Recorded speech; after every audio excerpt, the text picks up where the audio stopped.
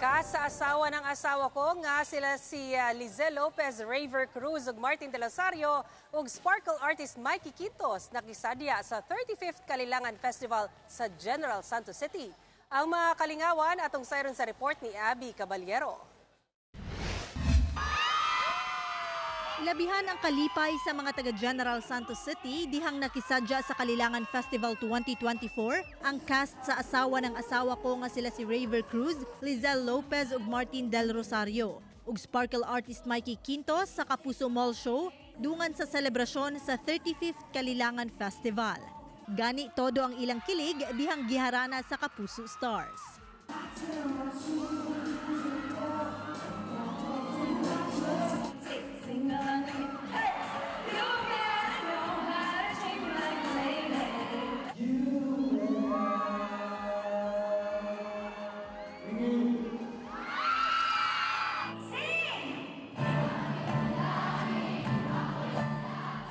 Game na game sab ang mga Kapuso star atol sa TikTok challenge.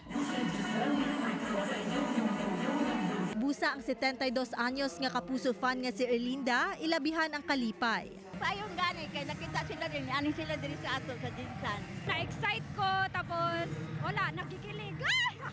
Nagpasalamat sab ang Kapuso star sa init nga pagdawat kanila sa mga taga Jansan. Sobrang saya namin na na-meet namin silang lahat. Maraming salamat po sa napakainit na suporta ninyo sa amin. Nakakatuwa dahil overwhelming yung reaction ng mga tao sa amin.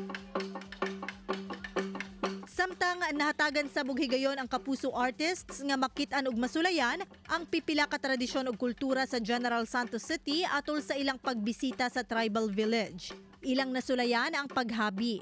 Gipakita sab kanila ang mga produkto ug mga sinina sa mga blaan ug moro. It's good to see how talented our Filipino culture is talaga din. To see it firsthand like this, it's a good experience. Sobrang saya ng experience. Nalalaman din namin yung mga history ng bawat lugar na pinupuntahan namin.